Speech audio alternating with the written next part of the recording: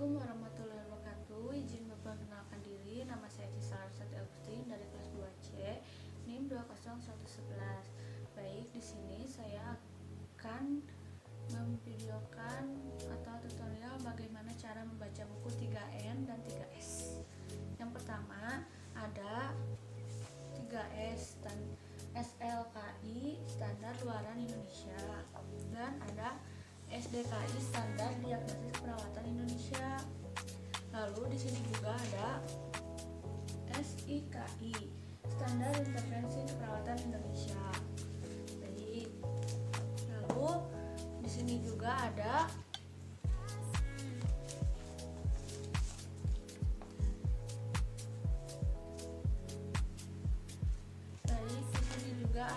Nanda Niknov 3M, NOC Nursing Outcome Classification. Lalu di sini juga ada NIC Nursing Intervention Classification. Lalu ada juga Nanda.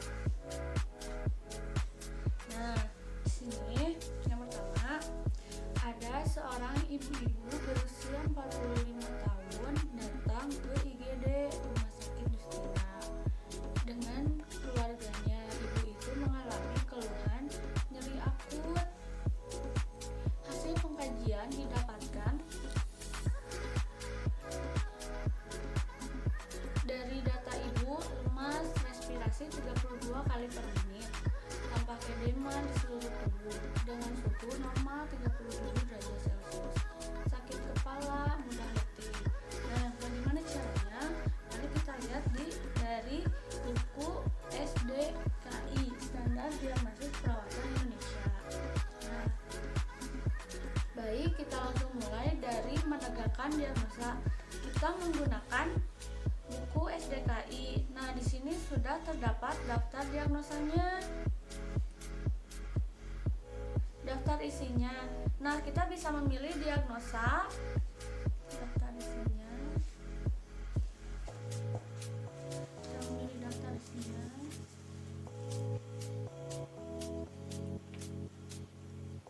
Nah, ada daftar isi.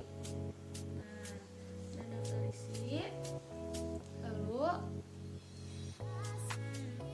kita bisa memilih diagnosa apa yang akan kita tegakkan sesuai dengan apa yang terdapat di buku ini. Karena saya mengambil nyeri akut, karena si ibu mengalami nyeri akut, kita cari nyeri akut. Nah, nyeri akut berada di halaman nyeri akut berada di halaman 172. Nyeri akut berada di halaman 172. Kita buka di halaman 172. Nah, ini sudah ada nyeri akut. Nyeri akut.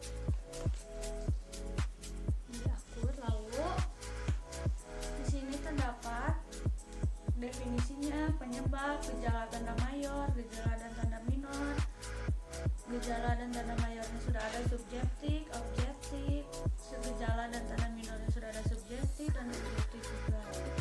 Lalu di sini, jadi misalkan disebabkan dengan apa? Nyeri akut berhubungan dengan penyebabnya itu agen pencedera fisiologis, agen pencedera kimiawi, agen pencedera fisik. Lalu kondisi klinis terkait dengan misalkan kondisi pembedahan, cedera traumatis, infeksi, sindrom koroner akut, dan glaukoma.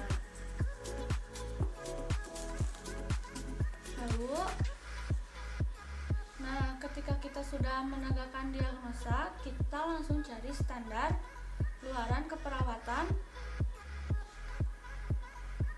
Indonesia. Jadi ini adalah standar kriteria hasil dari nyeri akut tadi. Misalkan mengambil diagnosa nyeri akut tadi, nah di sini kita buka daftar tautan SDKI, SLKI. Berhubung si ibu mengalami nyeri akut, nah nyeri akut ada di halaman 174. Kita buka standar luaran keperawatan Indonesia. Lalu ada di halaman 174. Nah, kita buka halaman 174. 34. Nah, di sini ada nyeri akut. Jadi luaran utama dari nyeri akut itu adalah tingkat nyeri. Lalu dan luaran tambahannya ada beberapa. Di sini jadi kita boleh ambil tingkat nyeri ini dan digabungkan dengan luaran tambahan ini dan di sini. Misalkan kita mengambil luarannya tingkat nyeri utama. Nah, luarannya tingkat nyeri utama. Ya, tingkat nyeri langsung kita ambil di daftar luaran keperawatan. Di sini tingkat nyeri tadi. Di sini tingkat nyeri ada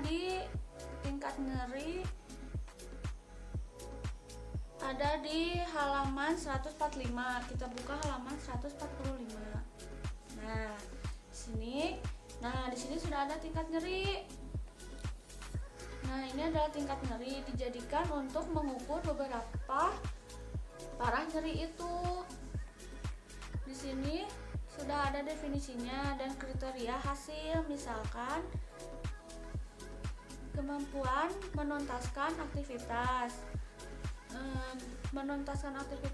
seperti keluhan nyeri, meringis, sikap protektif, gelisah, kesulitan tidur. Lalu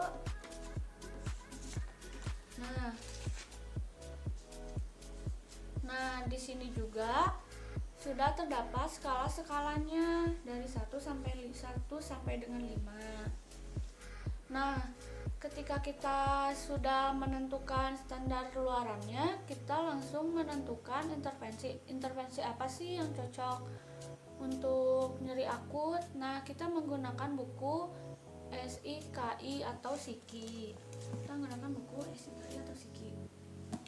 Nah, yang pertama kita buka halaman yang daftar tautan SDKI.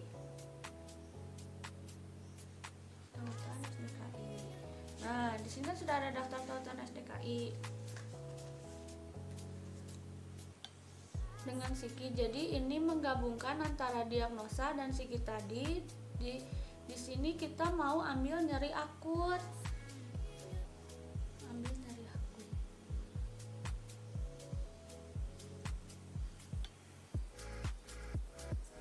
Nyeri akut ada di halaman 448.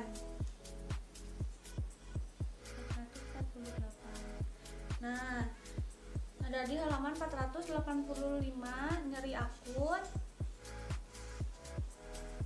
Kita buka. Nah, di sini ada nyeri akut. Jadi intervensi utamanya manajemen nyeri, ada pemberian analgesik, serta intervensi pendukungnya ada aromaterapi, lalu ada dukungan hinopsis diri, serta banyak lagi di sini. Dan terapi musik, terapi pemijatan, terapi relaksasi, terapi sentuhan, serta terapi atau pemberian obat. Di sini sudah banyak. Misalkan kita mengambil yang intervensi utamanya ya manajemen nyeri, intervensi utamanya. Lalu kita diambil intervensi.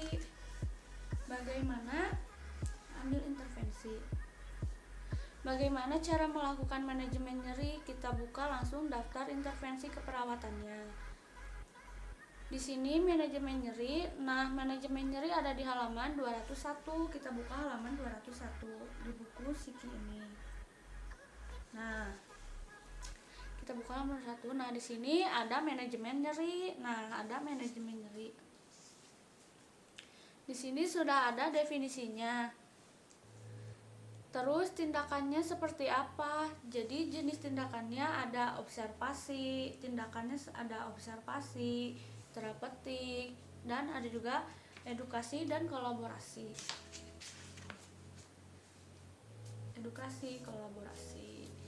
Lalu yang pertama ini tindakan observasinya, misalkan identifikasi, lalu karakteristik nyeri atau pengetahuan klien dan tindakan terapeutik ini. Tindakan yang kita lakukan serta edukasi dan kolaborasi kita bisa tuliskan intervensinya ini kalau observasi, terapeutik, seperti itu.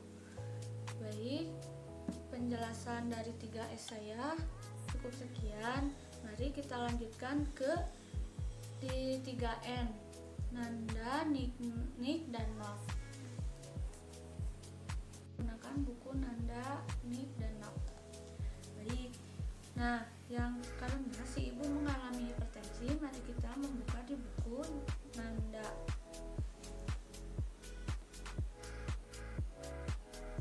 Yang pertama, karena saya mengambil diagnosa nyeri akut, kita cari dulu di depan nyeri akut. Dan bukan dulu di depan nyeri akut.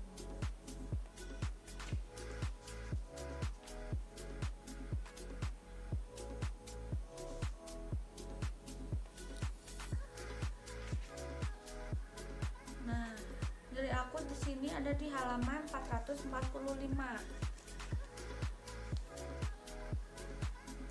Nih sudah ada nyeri akut di halaman 445. Mari nyeri akut. Kemudian untuk batasan karakteristik, faktor yang berhubungan, ada definisi batasan karakteristik, faktor yang berhubungan, agen cedera biologis karena hipertensi. Lalu selanjutnya kita cari di NOK.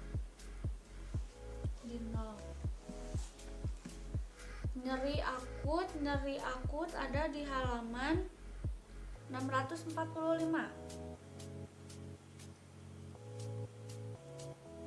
Nyeri akut ada di halaman 645. Di sini ada nyeri akut, ada outcome untuk mengukur penyelesaian dari diagnosisnya, outcome tambahan, outcome ini. Lalu kemudian nyeri akut saya pilih yang kontrol nyeri.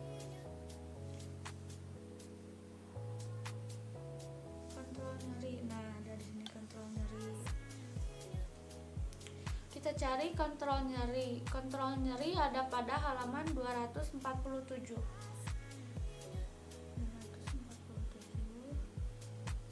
Kontrol nyeri sudah ada.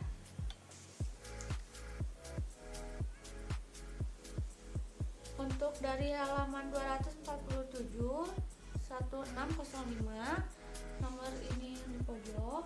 Lalu ada di sini skala, untuk skalanya dari 1 sampai 5.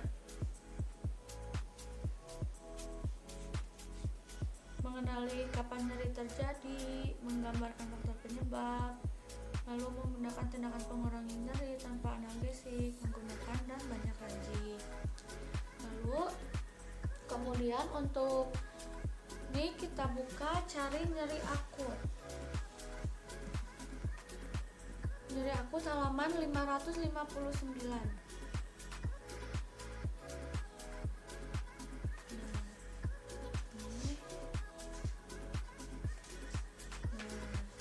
Nyeri akut. Lalu untuk intervensinya manajemen nyeri. Untuk intervensinya kita cari intervensinya manajemen nyeri. Ini ada manajemen nyeri di halaman 560.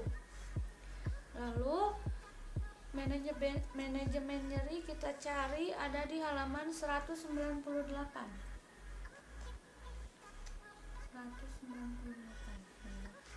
Nih. Manajemen nyeri. Definisinya menyediakan dan meningkatkan intake nutrisi yang seimbang.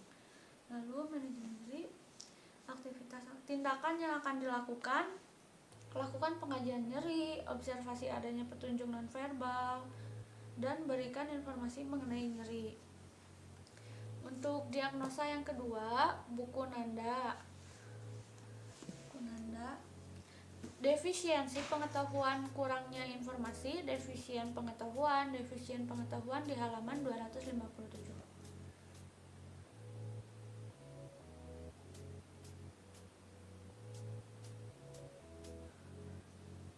Nah, di sini defisien pengetahuannya disetujui 1980, direvisi 2017. Definisi ketiadaan atau defisien informasi kognitif yang berkaitan dengan topik tertentu.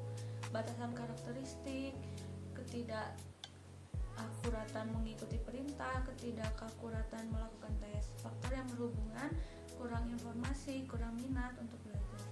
Kondisi terkait gangguan fungsi kognitif. Nah, dari batasan karakteristiknya yaitu kurangnya informasi, berhubungan dengan kurangnya defisien pengetahuan di halaman 257, berhubungan dengan kurangnya informasi. Kemudian kita cari di NOC. Kemudian defisien pengetahuan ini kita cari di G. Ada di halaman 600. Nah,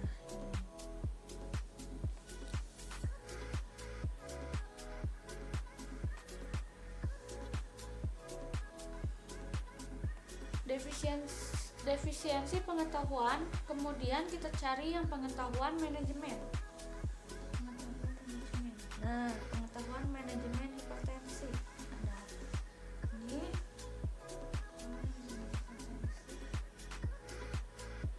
Ikutin intervensinya. Kemudian untuk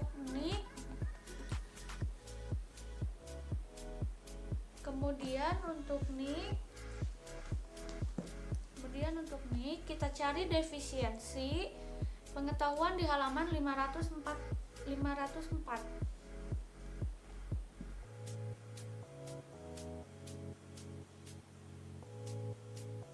Nah, defisiensi pengetahuan, pengajaran proses penyakit. Intervensinya ada pengajaran proses penyakit. Pengajaran proses penyakit ada di halaman 300. Kita buka halaman 300. Nah, ini dalam 300 pengajaran proses penyakit ada jelaskan tanda dan gejala yang umum dari penyakit sesuai kebutuhan. Lalu ada ya dan sebagainya, banyak dari pengajaran proses penyakit ini. Lalu sudah sekian segitu saja dari saya. Mohon maaf jika masih banyak